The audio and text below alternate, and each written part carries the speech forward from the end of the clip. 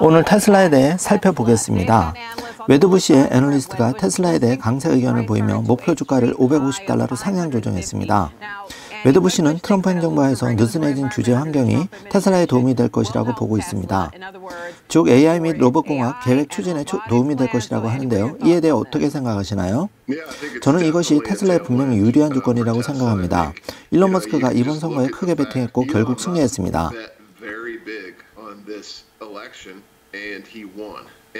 그리고 그는 앞으로도 새 행정부하에서 계속 승리할 가능성이 높다고 생각합니다.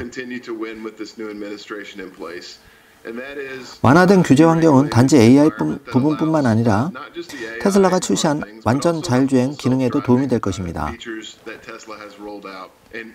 그리고 자율주행 차량, 자율주행 택시의 출시를 향한 길이 트럼프 행정부 하에서는 규제가 강한 행정부보다 훨씬 명확해졌다고 생각합니다. 라이크 폴리오 데이터를 보면 테슬라가 사람들이 생각했던 것과는 다르게 움직이고 있다는 것을 알 수 있습니다. 사람들은 CEO의 정치적 행보에 인해 테슬라의 인기가 덜해질 것이라고 생각했지만 웹 방문수와 앱 사용량도 상당히 증가했다는 것을 알 수 있습니다. 테슬라 앱 사용량은 테슬라가 입소문을 타는 최고 제품임을 보여주는 멋진 지표라고 생각합니다. 테슬라 앱의 통합된 기능들은 세상 어떤 자동차에서도 찾아볼 수 없는 멋진 기능들 때문인데,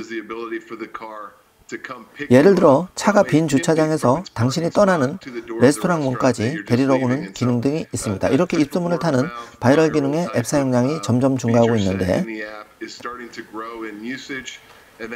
이는 더 많은 사람들이 테슬라에 노출되고 있다는 것을 말하고, 그래서 우리는 테슬라에 대해 사실상 무리한 강세 입장을 유지합니다. 이것은 반드시 소유해야 하는 주식이라고 믿으며 승자가 이끄는 승리하는 기업이라고 생각합니다. 지난 몇 주 동안 특히 도널드 트럼프가 취임한 이후 나온 뉴스 헤드라인 중에서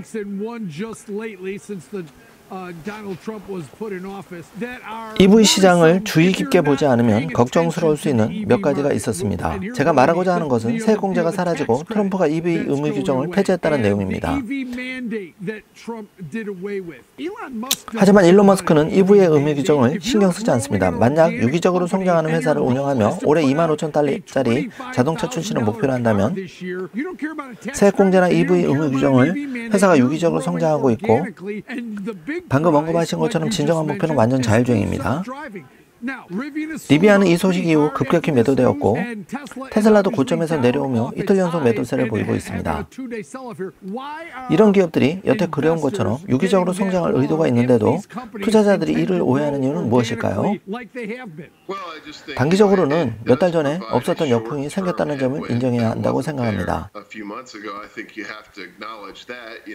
예를 들어 정부가 구매 가격에 $7,500를 보조한다는 것이 사라진다면 수요에 영향을 미칠 수밖에 없는 거죠. 하지만 테슬라는 독특한 위치에 있습니다.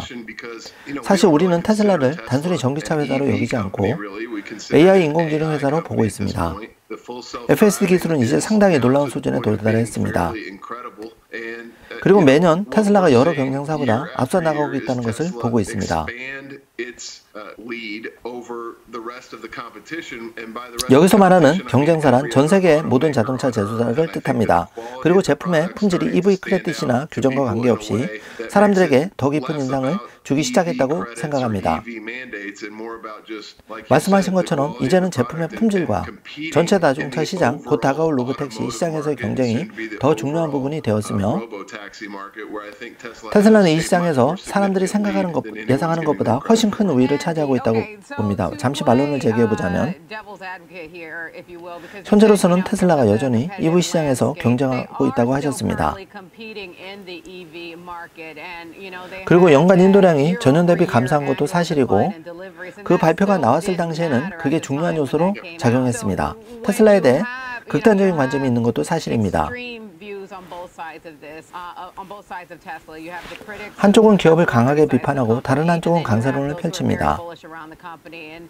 비판론자들의 주장 중 하나는 인도량 수치가 중요하다는 것입니다. 특히 작년에는 중국 EV 제조사들로부터 경쟁 환경이 어려워졌다는 점도 언급되었는데요. 그렇다면 이 점이 현재 얼마나 중요한 요인이라고 보시나요? 만약 단기적인 관점에서 본다면 분명히 중요합니다. 하지만 장기적인 관점에서 보면 우리가 5년 전, 4년 전, 3년 전, 2년 전, 그리고 오늘날까지 테슬라 비판론자들의 말을 듣지 않은 것이 다행이라고 생각합니다. 이런 상황은 앞으로도 계속될 것이며 테슬라에게는 항상 비판이 따를 것이라고 생각합니다. 일론은 대담한 비전을 제시하고 그 비전의 끝에는 큰 보상이 있다고 하면서 이를 아주 짧은 시간 안에 이루겠다고 말하는 것을 좋아합니다. 하지만 목표에 조금 미치더라도 테슬라는 여전히 여러 경쟁사보다 우위를 점하게 됩니다. 그래서 테슬라의 야심작 계획들을 비판하기는 쉽습니다. 일론이 처음으로 아이디어를 내놓을 때 제시하는 시간표에 반대한다면 아마 맞을 가능성이 높다고 봅니다. 하지만 결국 중요한 것은 이 회사가 경쟁사들보다 더 나은 성과를 낼 수 있느냐는 건데요. 경쟁사들보다 훨씬 저렴한 가격에 자동차를 생산할 수 있느냐는 문제입니다. 모델 Y가 처음 출시됐을 때 그것이 세계에서 가장 많이 팔리는 차가 될 것이라고는 아무도 예상하지 못했는데요. 그래서 저는 승자에게 계속 투자하고 비판론자들은 가능한 한 무시해야 한다고 생각합니다. 테슬라는 세계에서 손꼽히는 가장 훌륭한 회사 중 하나입니다. 그리고 세계 최고의 기업가 중 한 명이 그 수장입니다. 단기적인 혼란만으로 그런 회사를 반대해야 한다는 주장은 설득력이 부족하다고 생각합니다.